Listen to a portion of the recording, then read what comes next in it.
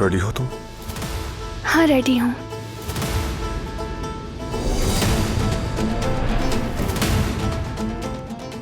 देखो बारान, कितने हसीन इयररिंग्स है ना। बहुत खूबसूरत। मैं बोली की शुरुआत 2.5 लाख से करता हूँ। 3 लाख, 4 लाख, 1 करोड़। तुम्हारी इन हरकतों से आजाद खातून बहुत खफा है। छोड़ो ये सब, अब तुम्हारा असल घर वही है।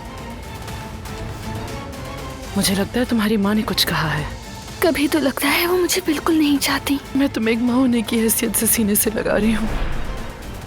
मैं जानता हूँ आप क्या कर रहे हैं, लेकिन अब मजीद खेलने की जरूरत नहीं। दिलान, मुझे अपने बाबा की बात पर यकीन नहीं करना चाहिए था। शायद अगर ऐसा ना करता तो आज करीम भी जिंदा होता और हमारे दरमियान होता। अब खुद को माफ नहीं कर पा रहा हूँ मैं।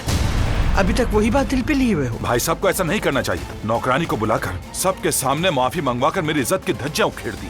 जल्दी करो रे वाह। तो ले आई आखिर, फाइल भी और यूएसबी भी।